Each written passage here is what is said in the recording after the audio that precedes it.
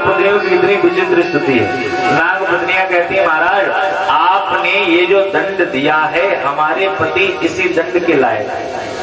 तो भगवान ने कहा बताओ थोड़ा सा फिर तुम्हें भी देते।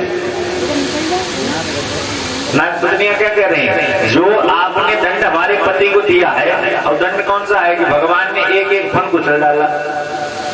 नाग पत्नियां कह रही इतनी महान अनुकंपा आज आपने हमारे पति के ऊपर की है, तो भगवान ने अगर तुमको अनुकंपा चाहिए तो बताओ तुमको भी थोड़ी अनुकंपा दे दे।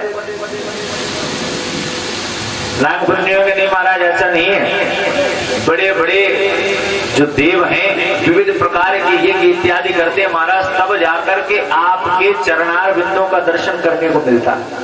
तो हमारे पति का तो कितना सौभाग्य आपको इनके ऊपर ही नाचे।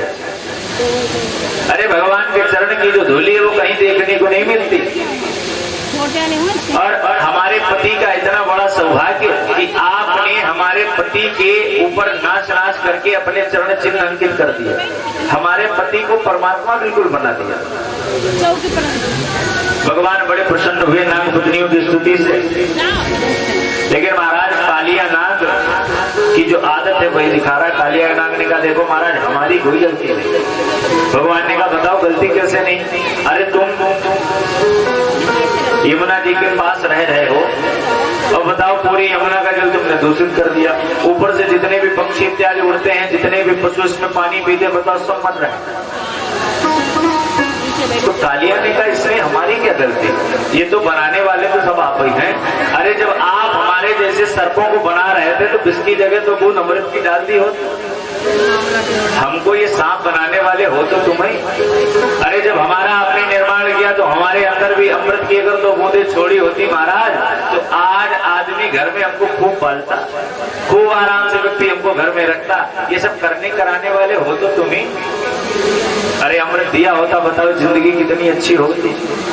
मैं यहाँ छुप छुप करके इस यमुना जी में रह रहा हूँ। भगवान ने कारण पूछा तो बताया कि आपके जो वाहन है गरुड़ जी वो एक एक करके सभी सर्पों को मार रहे हैं, और हमारा जब नंबर आया तो हम यहाँ आ गए। अब यहाँ सौभरी मुनि के श्राप के द्वारा आ नहीं सकते। तो भगवान ने कहा जाओ आज से हमने चरण चिन्ह अंकित कर दिए हैं, गरुड़ कभी तुम्हें आहत नहीं करेगा। भगवान ने वहां से कालिया नाग को भेज करके नागालैंड में शिफ्ट कर दिया।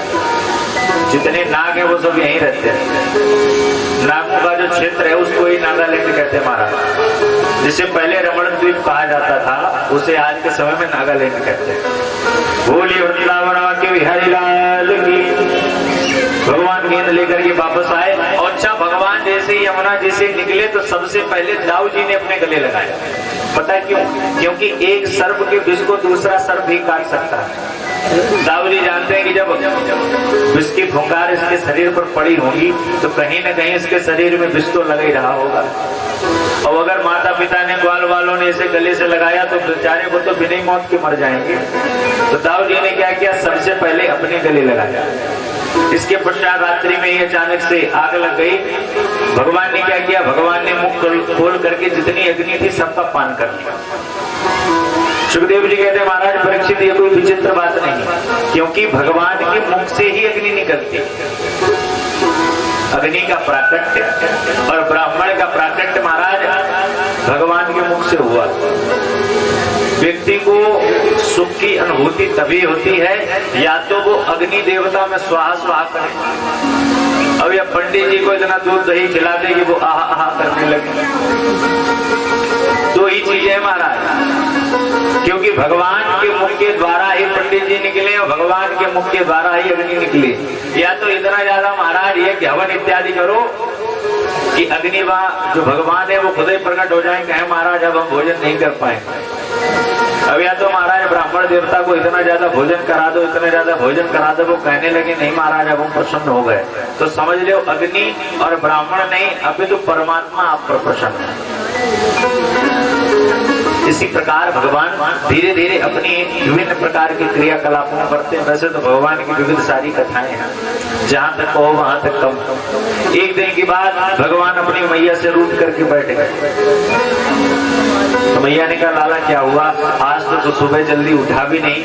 वैसे तो तू सुबह उठ करके बढ़िया तैयार हो जाता था, गायों को चराने के लिए जाता था। भगवान ने कहा अब हमारा कुछ काम धंधा करने का मन नहीं रह गया। तो मैया ने कहा कोई कारण तो होगा। तो भगवान ने कहा मैया अगर तू चाहती है कि मैं तेरे घर का सारा काम करूं, अगर तू चाहती है कि मैं सुबह समय पर उठूं, अगर तू चाहती है मैं सुबह उठ करके तैयार हो जाऊं, अगर तू चाहती है कि मैं ग्वाल वालों के साथ जाकर के गैया बछड़ा को चरा करके आऊं, तो मैया मेरे ब्याह करवाए दे। मेरी बड़ी इच्छा है कि मेरे भी ब्याह जाए। मैया ने कहा ये अच्छी बातें तुझे सिखाता कौन? भगवान ने बताया ये मधुमंगल है ना, या कि नई बहुरिया आएगी। अब तो ये अपनी बहुरिया के सामने मुझे खरी खोटी सुना तो मैया मुझे बड़ो खराब लगता। अपनी बहुरिया को चेहरा दिखा के मुंह जला तो कह तो देख तेरे से पहले मेरे ब्याह है वो। और मैया बताओ इतने राजपाट होने को कौन सा फायदा जो मेरी सही समय पे शादी न है पाई। और मैया मैं तुझे कह रहा हूँ अगर मेरा सही समय पे तेने ब्याह न कराया तो मैं मधुमंगल की बहुरिया को उठा के ले आऊंगा, मेरो ब्याह करवाए दे। तो मैया कहती है तो एक ऐसी बहू चाहिए। तो भगवान कहते हैं देख मैया बहुरिया मुझे ऐसी दिवाए दे जाको गोल मटोल से चेहरा हो, जाकी तोता जैसी नाक हो, और तोता जैसी नाक होने के पश्चात लाके बढ़िया गोरे गोरे ग्वाल हो गए। और भाई के पश्चात मैया जब मेरो मन करे तब मैं उठा करके अपनी जेब में धर लूं, जब मन हो तो बापू अपनी जेब में से निकाल के बाहर धर दूं, जब मेरो मन हो तो मैं भाई अपनी जेब में धरूं गैया चराने चले जाऊं, जब मेरो मन हो तो भाई जेब में से निकाल करके खेल में लग जाऊं। तो मोए मैया इतनी छोटी सी